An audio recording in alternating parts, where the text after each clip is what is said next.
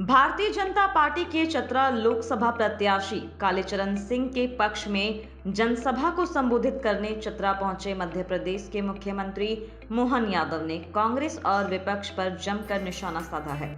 उन्होंने कांग्रेस और उसके नेताओं पर रामलला और भगवान श्री कृष्ण का अपमान करने का गंभीर आरोप लगाया है। इसके अलावा एमपी के मुख्यमंत्री ने जमकर कांग्रेस और महागठबंधन के नेताओं के पर भी हमला बोला। कहा कि जिसे मंगलसूत्र का ज्ञान नहीं वो भी पीएम मोदी को इस मामले में घेरने का प्रयास कर रहे हैं। जनसभा को झारखंड के नेता प्रतिपक्ष अमर बावरी ने भी संबोधित किया। भारत माता की। इस मंच पर विराजमान अभी जिनने अपना भाषण दिया, विस्तार से बोला, समय की कमी है लेकिन आपके अपने परिचित और बहुत अच्छी भूमिका निभाने वाले नेता प्रतिपक्ष श्री अमर बावरी जी के लिए जोरदार अभिनंदन करें। बावरी जी का और यहाँ के स्थानीय क्या करते हैं, मोदी जी गजब करते हैं, जो करते हैं ऐसा करते हैं कि कोई सोच नहीं सकता। पहली बार लोकल प्रत्याशी बनाया, जोरदार ताली बजाओ मोदी जी के लिए।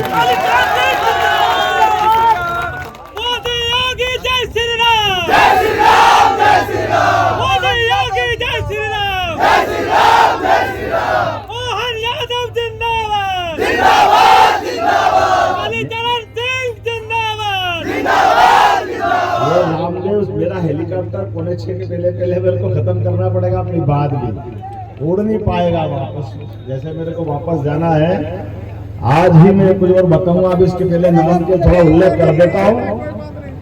जिला अध्यक्ष रामदेव सिंह जी, जरा अभिनंदन करते रहो भाई इनका। जनार्दन पासवान जी, किसलाई जी, मेरे मित्र और युवा मोर्चा के पूर्व अध्यक्ष। अरुण चौरसिया जी, प्रखंड अध्यक्ष। लोकसभा संयोजक राजधानी यादव जी, जोरदार अभिनंदन करो यादव जी का। इस अवसर पर प्रभारी लोकसभा गणेश यादव जी, कहाँ गणेश जी, वाह जोरदार। पूर्व जिला अध्यक्ष अशोक यादव जी, जिला परिषद अध्यक्ष ममता देवी जी, और माफ करना पूरे मंच का नाम बहुत ज्यादा, सबके लिए जोरदार तालियां बजा दो।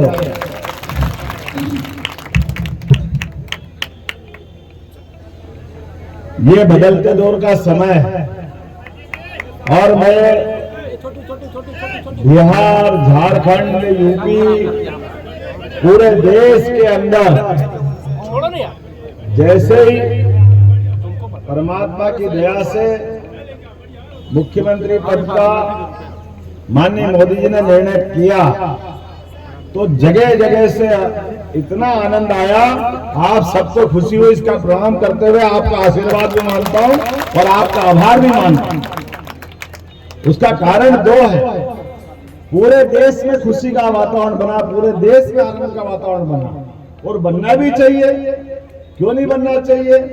इतनी बड़ी आबादी को कुछ लोगों ने अपने घर की जागीर समझ ली, एक परिवार से ही बनना चाहिए, दूसरा कोई बनना नहीं चाहिए। अब बताओ, इतने सारे लोग हैं, जैसे मध्य प्रदेश से मेरा नंबर आया, कभी आपका भी आना चाहिए कि नहीं आना चाहिए? आपका आना चाहिए कि नहीं आना चाहिए? अरे लोकतंत्र का मतलब ही है, जिसको मौका मिल जाए और पार्टी तय कर ले उसको मुख्यमंत्री की शपथ होती है। संविधान में तो यही है, कानून में क्या है? कानून में यही तो है। चंद्रशेखर आजाद, भगत सिंह, जितने क्रांतिकारी, जितने शहीद, जितने स्वतंत्रता सेनानी, जिनने लोकतंत्र की लड़ाई लड़ी, लोकतंत्र की लड़ाई इसी बात के लिए तो लड़ी थी कि जनता का शासन जनता के लिए और जनता के द्वारा संचालित होना चाहिए। तो हम तो जनता के लोग हैं, क्यों होना नहीं चाहिए? हमारे माध्यम से वोट देकर सरकार बनती है, तो हम में से प्रतिनिधि क्यों नहीं बनना चाहिए? जोरदार अपना अभिनंदन करो कालीचरण जी का कि आपके आधार पर यहाँ आपको प्रत्याशी बनाए, यहाँ से भी बनना चाहिए। और हमारी तो लड़ाई है। मैं इस बात के लिए भारतीय जनता पार्टी के लोगों का ज्यादा अभिनंदन करना चाहूंगा। यद्यपि लोकतंत्र के इस यज्ञ में जो दल है, सबका अपना अपना एजेंडा, सब अपने अपने से चुनाव लड़ रहे हैं, और चुनाव लड़ते लड़ते अपनी बात कहेंगे, कहना भी चाहिए, लेकिन अंदर से जाकर के जो एक बात कचोटती है और जो दूसरी बात भाजपा की लोगों को अच्छी लगती है, उसका अंतर मैं आपको बताना चाहूंगा। परमात्मा की दया से आप बताओ, भारतीय जनता पार्टी के पहले प्रधानमंत्री स्वर्गीय भारत रत्न अटल बिहारी वाजपेयी इस देश के प्रधानमंत्री बने, उनका कोई बच्चा बच्ची था क्या? उनका कोई बच्चा बच्ची था क्या?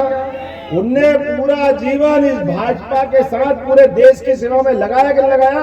जोरदार अभिनंदन करो स्वर्गीय भारत रत्न अटल बिहारी वाजपेयी जी की। देश के ऐसे सेवकों की जरूरत है जिनने अपना पूरा जीवन लगाया, और ये तो भगवान राम और कृष्ण की धरती है, इस पे और किसके पास जाना पड़ेगा? अभी किसी बहन ने, मैं तो बहन ही बोलूंगा भले वो कैसी भी हो, मजाक बनाया कि मोदी जी मंगलसूत्र की बात कर रहे हैं। ये मंगलसूत्र क्या जाने? अच्छा आप ही जानोगे, आपके अलावा कोई नहीं जानेगा। अरे भाई, मंगलसूत्र की बात आप अंदाज लगाओ, इस बात का एहसास करो। आज से 17 लाख साल पहले भगवान रामचंद्र जी का वनवास हुआ, और वनवास में रावण ने माता सीता का अपहरण कर लिया। किया कि नहीं किया था माता सीता का अपहरण? और माता सीता का अपहरण करके ले गए लंका।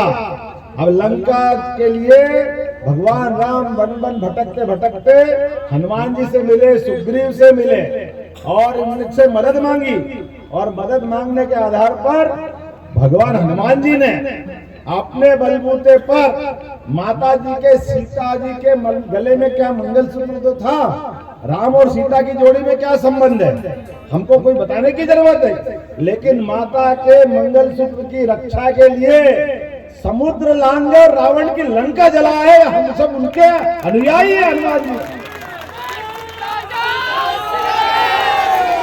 और ये जो अपने हिंदू धर्म को नहीं समझते, ये अपमान करते हैं कि इनका मंगलसूत्र क्या लेना देना।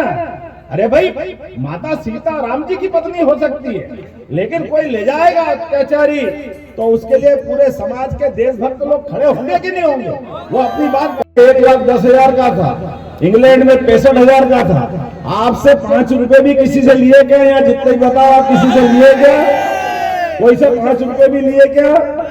और आपके उस टीके के कारण जान बची कि नहीं बची? आप बताओ, ये टीका लगाने का अभियान चला तो ये राहुल गांधी और उनके चट्टे बट्टे ऐसे कैसे लोग ये क्या कह रहे थे? ये मोदी का टीका है, मोदी का टीका है। अच्छा, मोदी का टीका है तो भाई कोई बात नहीं, मोदी वाले लगा लेंगे। पूरे देश ने लगाया, जब पूरे देश की जान बची तो चुपचाप जाके वो भी लगा, हमको भी लगा दो, हमको भी लगा दो। अरे भैया, बात उनको भी लग गए, लेकिन बदनाम क्यों करते हो? मुझे इस बात की प्रसन्नता है कि 17 लाख साल पहले हनुमान जी ने लक्ष्मण की जान बचाई थी, और रामायण का पूरा अंश हमको मालूम है भगवान राम की राम राज्य उसके बाद आया था। ये भारत का भी स्वराज्य ये मोदी के टीके के बाद आएगा। जोरदार ताली बजाओ, मोदी जी ने हम सबकी जान बचाई। जो हमारी जान बचाएगा उसको कौन कैसे भूल सकता है? कोई भूल सकता है क्या? कैसा खराब समय था, लेकिन सब लोगों के लिए, जिंदगी के लिए एक देवदूत बन करके आए इस देश के अंदर। ना केवल देश वालों की जान बचाई, बल्कि देश के बाहर जाकर के भी 100 से ज्यादा देशों को जियो और जिनोदो की भावना के आधार पर सबको टीके लगा करके भारत के उदार भाव को दिखाया। और दूसरा बड़ा काम, एक और काम किया, हमको मालूम है 500 साल पहले भगवान राम का मंदिर तोड़ा था। 500 साल पहले, बोला जाए जय श्री राम। राम और कृष्ण में अंतर नहीं है, दोनों एक ही है। एक 17 लाख साल पहले आए, एक 5,000 साल बाद आए। 17 लाख साल पहले भगवान राम आए। आप बताओ, राम जी कहाँ पैदा हुए थे? कहाँ पैदा हुए? आप बताओ कहाँ पैदा हुए थे? आप बताओ कहाँ पैदा हुए थे? आप बताओ कहाँ पैदा हुए थे? अरे आप बताओ कहाँ पैदा हुए थे? सब कह रहे अयोध्या पैदा, आप सबको मालूम, पक्की बात। आप बताओ भैया कहाँ पैदा हुए? आपको भी मालूम, इनको भी मालूम, इनको भी मालूम। अगर नहीं मालूम तो कांग्रेस वालों को और उनके साथ वालों को, वो कह रहे कहाँ पैदा हुए मालूम नहीं। बताओ क्या दुर्भाग्य है। इस देश के अंदर भगवान राम कहाँ पैदा हुए उनको नहीं मालूम, और मुंह से नहीं बोल रहा, हाई कोर्ट में, सुप्रीम कोर्ट में, हाई कोर्ट में शपथ पत्र लगा लगा के बता रहा कि यह कहाँ पैदा हुए, कहाँ राम है, कैसे है। और भगवान राम के मंदिर बनने के लिए 70 साल तक अटकाया लटकाया, हमारे मुद्दे को उलझाते रहिए। मुझे खुशी इस बात की, दूसरी बार का 5 साल का आपका वोट एक बार 2019 में मिला। मोदी जी ने 5 साल के अंदर कोर्ट का मामला भी निपटा और कोर्ट के मामले के बाद भूमि पूजन भी हुआ और भूमि पूजन के बाद भगवान गर्भगृह में 22 जनवरी को धूमधाम से अपने प्रवेश करा कि नहीं, आनंद के साथ बोलो जय जय सिया राम। आपको आनंद आया, मेरे को आनंद आया, इन सबको आनंद आया, लेकिन किसको आनंद नहीं आया? और सारे के सारे उनके सारे घमंडिया, सब घमंड से ऊपर। अब लोग कहते घमंड क्यों कहते हो? इनने कहा घमंड किया, हमने कहा बिल्कुल घमंड नहीं किया, ये तो बहुत समझदार है। आप वो कहते हैं आपके भी राम हमारे भी राम, अब मंदिर बन गया तो आपके भी राम हमारे भी राम। अरे हमारे तो आपके राम रोम रोम में समाये हुए, लेकिन आपके राम कहाँ थे जब आप भगवान राम के जन्म का स्थान पूछ रहे थे, कोर्ट कचहरी में अटका रहे थे? और आपने भगवान राम के गर्भगृह का निमंत्रण ठुकराया कि नहीं ठुकराया? इनको बुलाया, सारे पाप माफ कर दिए भगवान राम के नाम पर कि कोई बात नहीं, अब आ जाओ भगवान राम के गर्भगृह में चले जाओ। नहीं, हम नहीं जाएंगे, हमारे लिए अलग से आएंगे। आप बताओ 22 जनवरी से ये आज अप्रैल की 29 तारीख हो गई। कभी आपने सुना कि कोई एक भी इनका नेता दर्शन करने गया? कोई गया है अयोध्या में दर्शन करने? वोट मांगने आ रहा है, सबके बीच हाथ जोड़ रहे हैं, लेकिन वोट मांगने के पीछे मुस्लिम समाज के वोट नहीं कट जाए, इसलिए भगवान के दर्शन करने से डर रहे हैं। अरे भगवान करने के दर्शन से डरोगे तो जनता आपको वास्तव में घर भेजेगी। बोलो भेजेगी कि नहीं भेजेगी? और अभी तो हमारा समय आया है, आपका तीसरा वोट तो हमारा जमुना जी का कृष्ण कन्हैया बुला रहा है। बुला रहा कि नहीं बुला रहा है? बोलो गोपाल कृष्ण भगवान की। वो जो गाय पाले वो गोपाल, और जो कृष्ण को माने वो गोपाल कृष्ण। तो आपका समय तो हमारा है। अब आप बताओ, राम जी के मामले में बदल दिए सारी कैसेट इनने, तो हमने कहा चलो राम ने कर लिया, अब भगवान कृष्ण में क्या आपत्ति है? अब तो सुधर जाओ, आपको क्या परेशानी? अब आ जाओ, भगवान कृष्ण को तो दर्शन करवा दो। अब बताओ, अयोध्या में भगवान कृष्ण नहीं मुस्कुराएंगे तो कहाँ मुस्कुराएंगे? कोई बताएगा कोई कहाँ मुस्कुराएंगे? बताओ, मथुरा में मुस्कुराएंगे कि नहीं मुस्कुराएंगे? तो जमुना जी के किनारे मुस्कुराना चाहिए कि नहीं मुस्कुराना चाहिए? तो ये मुस्कुराने का अधिकार देने का एक ही व्यक्ति है, 56 इंच के सीने वाला। जोरदार ताली बजाओ इस बात के लिए। हमारा आपका सबका वोट एक बार फिर इस सनातन धर्म की संस्कृति के संवाहक के रूप में मोदी जी काम कर रहे हैं। और ये लोग कहते हैं ये सनातन धर्म अर्थात रामकृष्ण के धर्म को मानने वाले ये कीटाणु है, मलेरिया के भी कीटाणु है, ये कोविड के कीटाणु है, ये मच्छर की तरह। अच्छा, तुम हमारा अपमान करोगे? करो बेटा करो, कोई बात नहीं।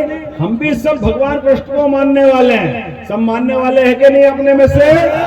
तो आप हम सब संकल्प करें, भगवान कृष्ण ने भी ऐसे ही गाली देने वालों को याद करो। कितनी बार माफ करा था शिशुपाल को? कितनी बार माफ करा था ना?